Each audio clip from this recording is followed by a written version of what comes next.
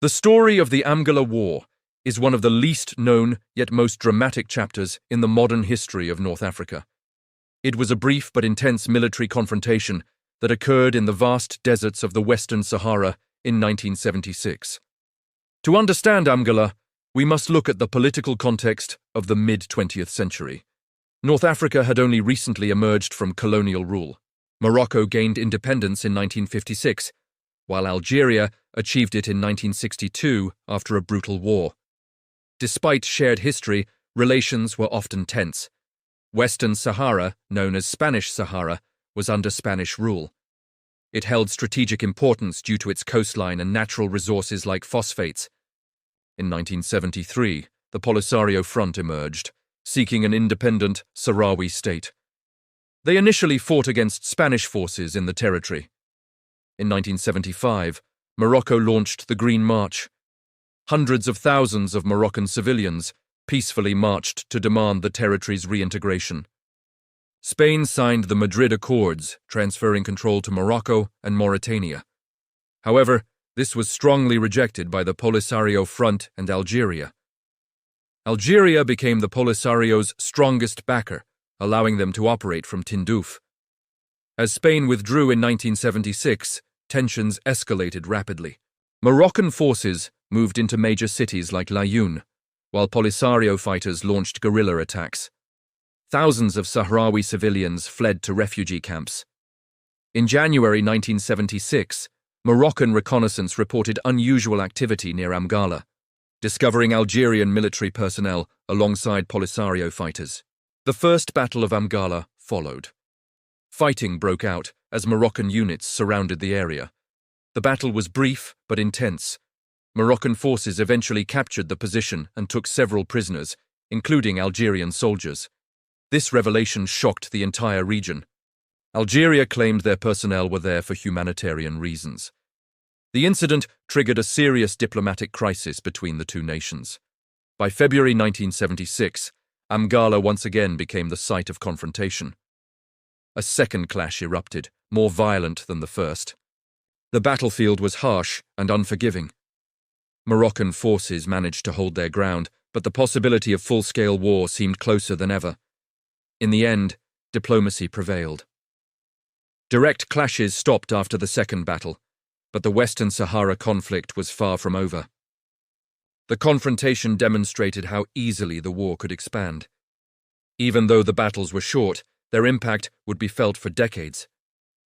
After the clashes at Amgala in early 1976, the Western Sahara conflict entered a new and more complex phase.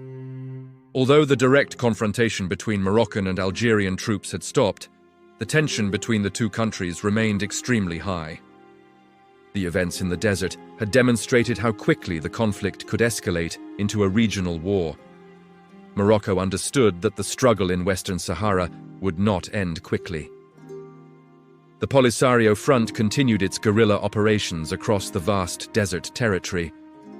Attacking military outposts, supply lines, and isolated garrisons, their strategy relied on mobility, surprise, and knowledge of the desert environment. The Sahara was a challenging battlefield. Unlike traditional wars, combat in the desert required different tactics due to extreme temperatures and enormous distances. For the Polisario Front, these harsh conditions sometimes worked in their favor. They could strike quickly and disappear before larger armies could respond. For Morocco, the challenge was to protect key cities and strategic resources while defending a territory larger than many European countries.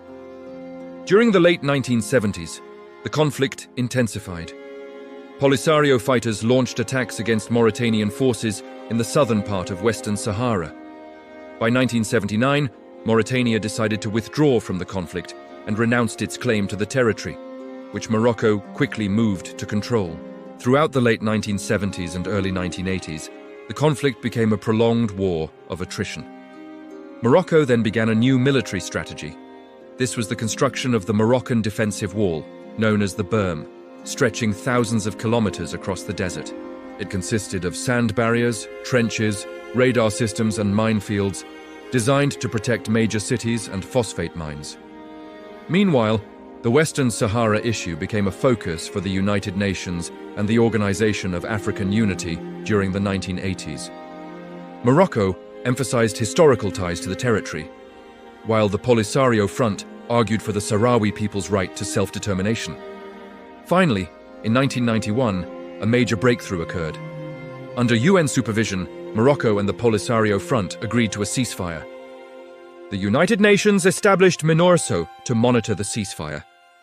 However, the political solution proved far more difficult to achieve. The legacy of the Amgala battles remained significant, as the only moment Moroccan and Algerian forces directly confronted each other. One visible consequence was the closure of the land border between Morocco and Algeria in the 1990s, an enduring symbol of tension. Over time, Morocco invested heavily in development. Cities like Laayoune and Dakhla experienced growth in population and economic activity. At the same time, Sahrawi refugee camps near Tindouf continued to house thousands of displaced people for decades. Looking back, the Amgala battles of 1976 represent one of the most critical turning points in the early stages of the conflict. The sands of the Sahara witnessed a moment when the future of the Maghreb seemed uncertain, and its echoes continue to shape politics today. Understanding these events helps explain why the Western Sahara conflict remains one of the most enduring geopolitical issues in the region.